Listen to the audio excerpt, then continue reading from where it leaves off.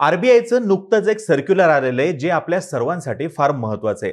या सर्क्युलरनुसार wilful defaulters and company involved in fraud can go for a compromise settlement और technical write off by banks and non banking finance companies. म्हणजेच या सर्क्युलरनुसार आता जे कर्ज बुडवे आहेत अशा कर्जदारांशी तडजोड करा असं म्हणलेलं आहे आणि त्याच्याही पुढे जाऊन या सर्क्युलरमध्ये असं सांगितलेलं आहे की त्यांना पुन्हा कर्ज देण्यासाठी पात्र समजा। विलफुल डिफॉल्टर किंवा कर्ज बुडवे म्हणजे जे हेतू परस्पर कर्ज बुडवतात त्यांना कर्ज बुडवे म्हणलं जातं। आता हे नवीन जे सर्क्युलर आहे हे बँकिंग क्षेत्रासाठी धोकादायक असल्याचं तज्ञांचं मत आहे। हा संपूर्ण विषय काय आहे हे आपण समजून घेणार आहोत। यासोबतच या कर्ज बुडव्यांसंदर्भातलं नेमकं धोरण काय होतं या अगोदरचं आणि आत्ताचं हेही जाणून घेणार आहोत। आरबीआयची बदलती भूमिका आणि संभाव्य परिणाम याच्यावरती सुद्धा प्रकाश टाकण्याचा प्रयत्न करूयात। नमस्कार, मी अरुणराज जाधव बोलभिडूवरती तुम्हा सर्वांचं अगदी मनापासून स्वागत करतो। 2008 मध्ये तत्कालीन सरकार आणि रिझर्व्ह बँक ऑफ इंडिया यांनी निर्णय घेतला होता की विलफॉल डिफॉल्टर्स जे आहेत त्यांना पुढील 5 वर्ष कर्ज द्यायचं नाही। म्हणजे ज्या वेळेस ते विलफुल डिफॉल्टर म्हणून घोषित केले जातील तिथून पुढचे 5 वर्ष त्यांना कर्ज देण्यासाठी पात्र समजलं जाणार नव्हतं। इव्हन 2019 पर्यंत आरबीआयने बँकांना RBI/2018-19/203 या जून 2019 मधील सर्क्युलर मध्ये स्पष्ट केलेलं होतं की borrowers who have committed frauds or wilful default will remain ineligible for restructuring. म्हणजे त्यांनी जे काही कर्ज घेतलेलं आहे त्या कर्जाचं रिस्ट्रक्चरिंग केलं जाणार नाही, त्यांना कोणत्याही पद्धतीचं कर्ज देणं जाणार नाही, हे 2019 पर्यंत फिक्स होतं। म्हणजेच काय बघा, कर्जाची पुनर्रचना होणार नाही हे स्पष्ट होतं। कुठपर्यंत तर 8 जून 2023 पर्यंत। पण 8 जून 2023 ला नवीन सर्क्युलर आलेलं आहे RBI/2023-24/40 याच्यानुसार कर्जदारांशी तडजोड करा आणि त्यांना वर्षभरातच पुन्हा नवीन कर्ज देण्यासाठी पात्र समजा असं या सर्क्युलर मध्ये स्पष्ट केलेलं आहे। पॅरा 13 जो आहे याच्यातला त्याच्यानुसार regulated entities may undertake compromise settlements or technical write-offs in respect of accounts categorized as willful defaulters or frauds without prejudice to the criminal proceedings underway against such debtors। आता हे भारी आहे बघा, म्हणजे इथे हे ज्यांच्यावरती गुन्हा नोंदणी झालेली आहे किंवा फौजदारी प्रक्रिया सुरू आहे त्याच्यावरती सुद्धा दुर्लक्ष करा असं या सर्क्युलरच्या पॅरा 13 मध्ये स्पष्ट केलेलं आहे। खूप सारं या सर्क्युलर मध्ये दिलेलं आहे, काही निवडक मुद्दे आपण या ठिकाणी मांडलेले आहेत जे की फार महत्त्वाचे आहेत। कर्ज बुडवे कुणाला म्हणायचं हा सगळ्यात मोठा प्रश्न आहे। क्षमता असूनही जे कर्जाची परतफेड करत नाहीत किंवा कर्जाच्या रकमेचा गैरवापर करतात अशांना आरबीआय कर्ज बुडवे म्हणतं, विलफुल डिफॉल्टर म्हणतं। या अशा कर्जदारांनी कर्जाची परतफेड केली तरी सुद्धा त्यांच्यावरती फौजदारी गुन्ह्याची प्रक्रिया ही चालू राहायला हवी असं माननीय न्यायालयानं वेळोवेळी स्पष्ट केलेले आहे, तसे स्पष्ट निर्देश सुद्धा दिलेले आहेत। इव्हन सीबीआयची सुद्धा अशीच भूमिका आहे की यांना कर्ज दिलं जाऊ नये किंवा त्यांच्यावरती जी काही गुन्हेगारी प्रक्रिया सुरू आहे ती सुरूच राहायला हवी।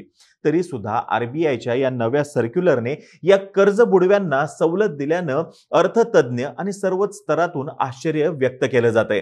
संकटामध्ये सापडलेल्या व्यावसायिकांसाठी आणि त्यांच्या कर्जासाठी ही बाब दिलासादायक असली तरी आरबीआयच्या एकूण निर्णयाच्या सदहेतूबद्दल शंका व्यक्त केली जाते।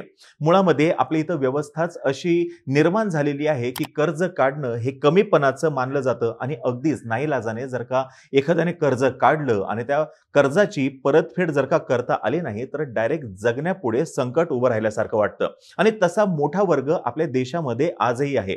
आपले शेतकरी बांधव काही हजारांचंच कर्ज काढतात, नैसर्गिक आपत्तीमुळे पीक वाया जातं आणि मुदतीमध्ये त्यांना कर्जाची परतफेड करता येत नाही। आणि या अशा सिच्युएशन मध्ये बँकांची नोटीस आली तरी सुद्धा काळजीने झोप लागत नाही आणि असा खूप साऱ्या जणांचा अनुभव सुद्धा असेल आणि खूप साऱ्या जणांनी डायरेक्ट या प्रश्नाचा सामना सुद्धा केलेला असतो।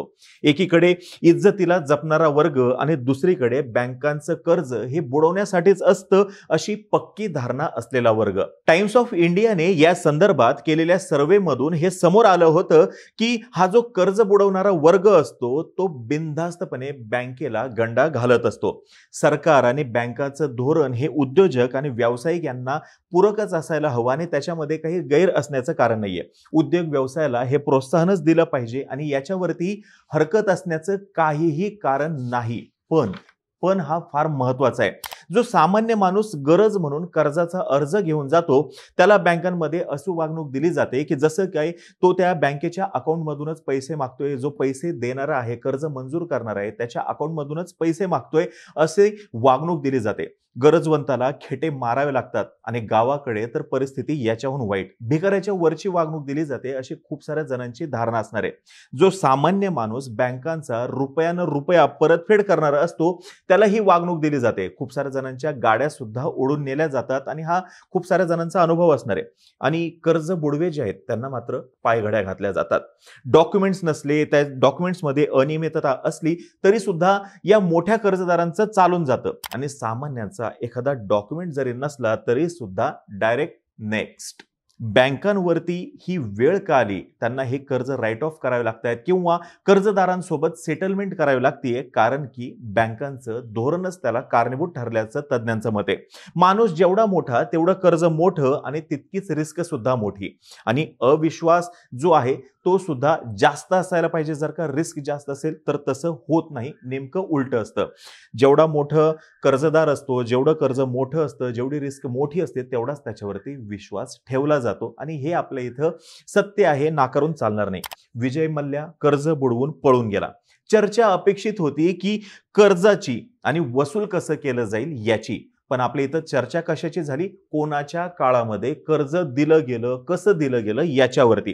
सर्वच व्यावसायिक कर्ज बुडवत नाहीत हे मान्य, तसंच सर्वसामान्य नागरिक सुद्धा कर्ज बुडवत नाहीत हे मान्य करायला हवं. आणि सेटलमेंट सुद्धा आपल्या इथं मोठ्या प्रमाणात झालेल्या आपल्याला दिसून येतात. जे पळून गेले त्यांची सुद्धा आकडेवारी RBIच्या वेबसाईटवरती उपलब्ध आहे.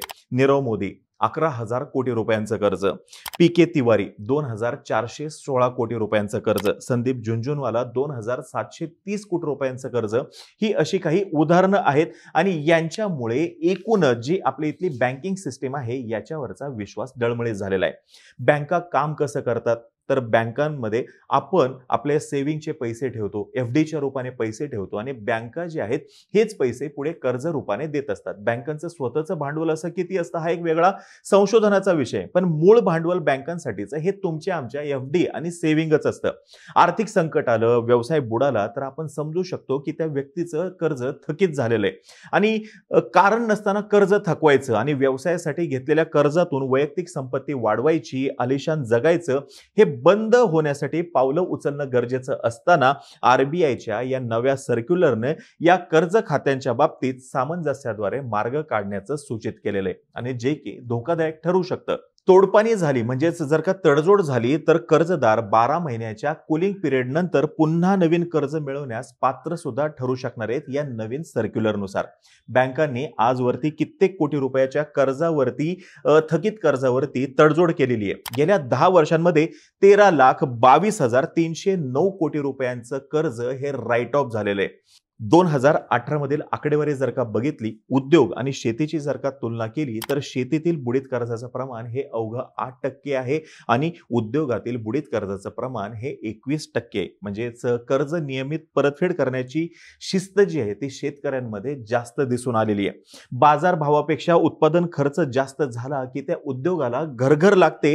हे उद्योगाच्या बाबतीत बँकांनी आणि आपल्या इथल्या सिस्टीमने मान्य केलेलं आहे, पण शेतीच्या बाबतीमध्ये ते काही मान्य करायला तयार नाहीयेत आणि हे त्यांना कुठेतरी जाऊन मान्य करावं लागणार आहे, हे सुद्धा आपल्याला नाकारून चालणार नाही. RBIच्या नव्या सर्क्युलरमुळे पळून गेलेले सर्व विलफॉल डिफॉल्टर्स परत येऊ शकतात असं सुद्धा म्हणलं जाते. RBI यासाठी कसं तयार झालं हे येणाऱ्या काळामध्ये समोर येणं गरजेचं आहे, नाहीतर राजकारणाच्या नादामध्ये संपूर्ण देशाचं अर्थकारण बिघडण्याचा धोका मोठा आहे असं तज्ज्ञ म्हणतायत. या सर्क्युलरमुळे बँक शेतकऱ्यांना आणि सामान्य नागरिकांना कर्ज देण्यास अक्षम ठरतील असं सुद्धा म्हणलं जाते, कारण की हा विषय फक्त कर्जाचा जरी दिसत असला तरी सुद्धा FD आणि सेव्हिंग याच्यावरती सुद्धा संकट येऊ शकतं असं तज्ञांचं मत आहे. आता तुम्हाला ही माहिती जर का आवडली असेल, खाली कमेंट बॉक्समध्ये नक्की सांगा. तुमचा कर्जा संदर्भातला, कर्ज फेडी संदर्भातला नेमका अनुभव काय आहे तोही खाली कमेंट बॉक्समध्ये नक्की मांडा. तोपर्यंत आम्हा सर्वांचे व्हिडिओ जास्तीत जास्त लोकांपर्यंत पोहोचवा आणि चॅनलला सबस्क्राईब करायला थोडं विसरू नका. धन्यवाद.